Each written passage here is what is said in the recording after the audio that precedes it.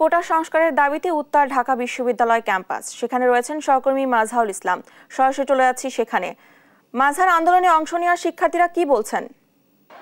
জি, আপনাকে ধন্যবাদ। আপনি জানেন যে কোটা সংস্কার আন্দোলনকারীরা কিন্তু 1 জুলাই থেকে তারা আন্দোলন করে আসছে। আজকে কিন্তু তারা মহামান্য রাষ্ট্রপতি বরাবর স্মারকলিপি দিয়েছিল। সেই স্মারকলিপির পরে কিন্তু ক্যাম্পাসে আবার উত্তেজনা দেখা দেয়। সেই উত্তেজনার পরিপ্রেক্ষিতে কিন্তু আজ রাত মূলত 11টা থেকে পুরো ক্যাম্পাসে কিন্তু বিক্ষোভ এবং মিছিল ছড়িয়ে পড়ে। বিক্ষোভ মিছিল এখন কিন্তু এই মুহূর্তে ঢাকা বিশ্ববিদ্যালয়ের অবস্থা খুবই উত্তপ্ত। অর্থাৎ প্রত্যেকটা হল থেকে কিন্তু ছাত্র এবং শিক্ষার্থী, ছেলে শিক্ষার্থী যারা তারা কিন্তু ক্যাম্পাসে এসে পড়েছেন এবং তারা কিন্তু নানা দাবি দেওয়া এবং স্লোগান দিচ্ছেন। আপনি জানেন যে কোটা সংস্কারকে কেন্দ্র করে এই আন্দোলনরত শিক্ষার্থীদের গত কয়েকদিন থেকে 2 সপ্তাহ থেকে তারা আন্দোলন করে আসছেন। মূলত আজকে সন্ধ্যার পরেই মূলত শিক্ষার্থীদের মধ্যে এক ধরনের ক্ষোভ ছড়িয়ে পড়ে এবং সেই ক্ষোভকে কেন্দ্র করেই কিন্তু প্রথম দিকে কয়েকটি হলের মধ্যে শিক্ষার্থীরা বিক্ষোভ প্রদর্শন করতে থাকে।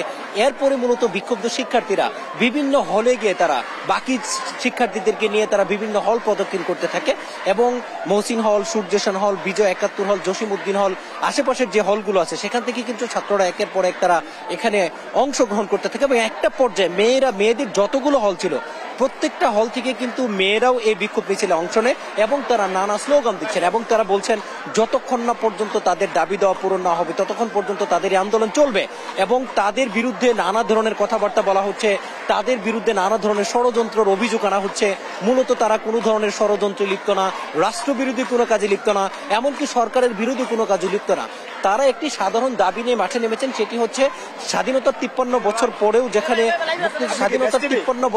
যেখানে যে ধরনের বৈষম্য তৈরি হচ্ছে সেই ধরনের কথাবার্তা বা সেই ধরনের বৈষম্য তারা মেনে নিতে পারছেন না।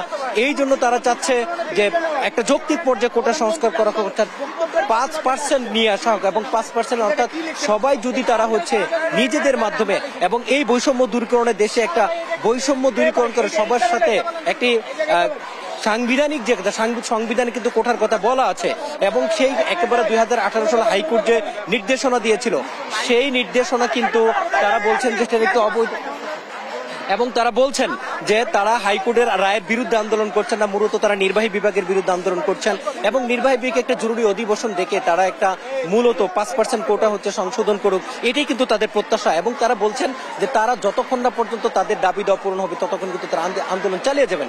ঢাকা বিশ্ববিদ্যালয়ের কিন্তু 19টি হল রয়েছে, অর্থাৎ একটি ইন্টারন্যাশনাল হল ছাড়া 18টি হলের শিক্ষার্থী কিন্তু এখানে একত্রিত হয়েছে এবং 18টি হলের শিক্ষার্থীরা কিন্তু নিজেদের নানা ধরনের স্লোগান দিচ্ছেন, বিক্ষোভ প্রদর্শন করছেন এবং তারা বলছেন যে এই যে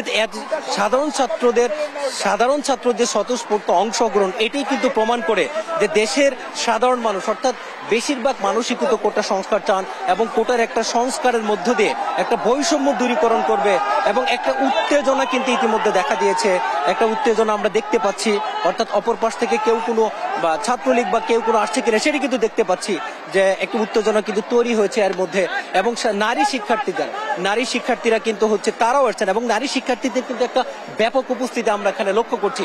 সবারই কিন্তু দাবি একটা যে কোটাকে যৌক্তিক পর্যায়ে সংস্কার করা হোক এবং সরকার নির্বাহী বিভাগ থেকে একটি আইন প্রণয়ন করে সেই দাবি তাদের মেনে নেওয়া এবং কেউ তাদের বিরুদ্ধে কোনো রকম উস্কানিমূলক কথাবার্তা বলবে না, তাদের বিরুদ্ধে কোনো ষড়যন্ত্র নিয়ে আসবে না।